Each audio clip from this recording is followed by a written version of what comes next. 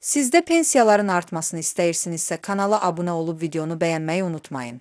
Azərbaycanda pensiyaların 21 aprel tarixində tam şəkildə ödənilməsi nəzərdə tutulub və bu proses ölkə üzrə bütün pensiyaçıları əhatə edəcək. Rəsmi məlumatlara əsasən, pensiyaların həmin gün tam şəkildə köçürülməsi planlaşdırılıb və bu, sosial təminat sisteminin sabit və davamlı işlədiyini göstərir.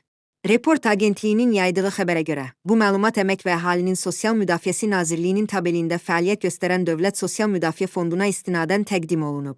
Fond tərəfindən verilən açıqlamada bildirilir ki, pensiyaların ödənişi əvvəlcədən müəyyən edilmiş qrafikə uyğun olaraq həyata keçirilir və bu istiqamətdə heç bir gecikmə gözlənilmir.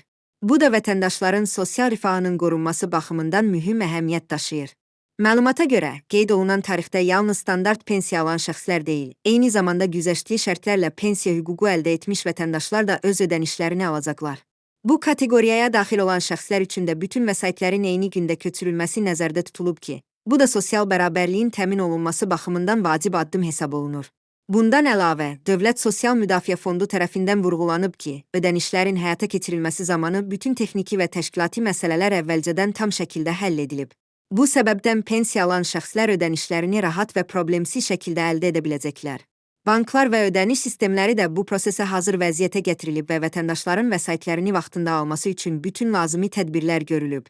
Ümumilikdə, pensiyaların tam və vaxtında ödənilməsi dövlətin sosial siyasətinin əsas istiqamətlərindən biri hesab olunur və bu kimi addımlar əhalinin sosial müdafiəsinin gücləndirilməsinə xidmət edir.